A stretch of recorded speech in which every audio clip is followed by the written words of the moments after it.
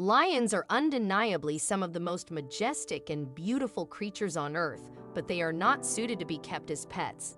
They are not only dangerous, but also naturally designed for the wild, where they can freely express their hunting instincts. Unfortunately, one young lion named King learned this the hard way.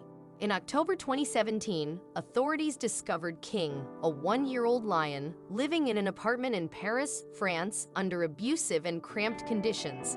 It was a heart-wrenching sight to see such a young cub subjected to mistreatment. King's rescue and redemption were made possible thanks to the Born Free Foundation, an organization founded in 1984 with a mission to protect the lives of wildlife, both in the wild and in captivity, and to oppose the confinement of wild animals.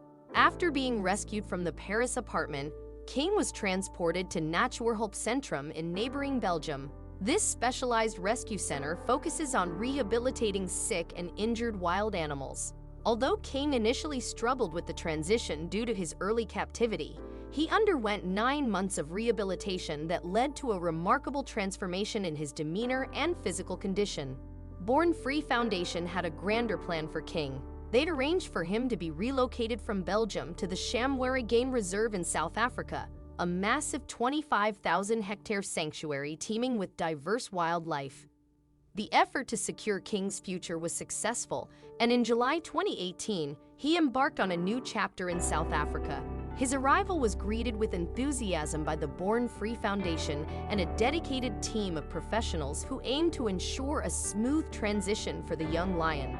Upon King's arrival, Glenn Vina, the animal care manager at the reserve, expressed hope that King's life would take a dramatic turn for the better.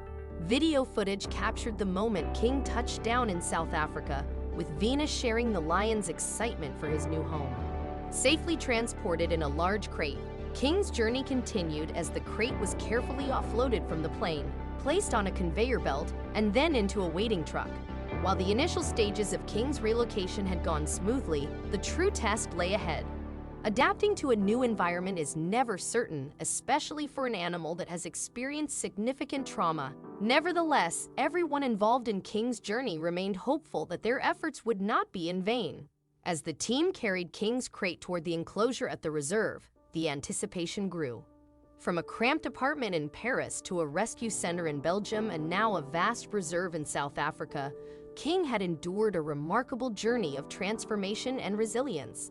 Once released into his new enclosure, King wasted no time embracing his newfound freedom. He sprinted around the spacious area, relishing the sensation of the earth beneath his paws and weaving through the tall grass. King's exploration was thorough. He investigated the trees, sniffed the grass, and reveled in every aspect of his fresh habitat. It became evident that the team's concerns had been unfounded. Glenn Vina, the animal care manager, couldn't contain his delight at King's seamless transition. He remarked, "This morning's release went very well. He just took off into the main enclosure, which was exciting, and started to explore the new environment." Vina was deeply impressed by King's confidence and adaptability. King's self-assured nature extended to his interactions with his new neighbors, Jorah and Black, 2 male lions already residing in the enclosure. They were genuinely intrigued by the arrival of their new companion. Judging by their welcoming roars, it was clear that King was a valued addition, and he even joined in with his own roaring. It was a resounding stamp of approval from his fellow lions. King's journey didn't just have a successful start, it continued to thrive. Since his arrival at the reserve, he grew stronger with each passing day. Unlike many animals adjusting to a new environment, King displayed remarkable confidence and adaptability. He had no issues with eating and drinking, and his physical condition improved significantly. Catherine Gilson, a manager at Born Free, expressed her admiration for King's progress. No one celebrated King's transformation more than Vina, who had closely observed his journey. Speaking fondly of King's bravery, Vina remarked, "The name says it all. King.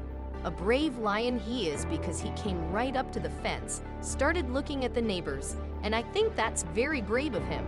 King's short time in the enclosure had already yielded remarkable improvements in his well-being. Vina took the opportunity to thank everyone involved in King's rescue and rehabilitation. However, it was important to recognize that not all animals in captivity are as fortunate as King.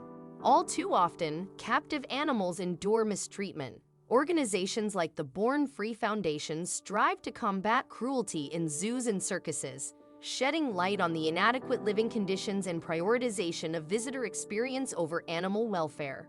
Animals' natural instincts and needs persist in captivity, leading to behavioral and physical issues for many. Kane was one of the fortunate ones, benefiting from his rescue, with vast plains to explore and fellow lion companions to interact with. The memory of King's early captivity must have felt like a distant nightmare. If all goes as planned, Kane will live out the rest of his days at Shamwari, a home truly fit for a king.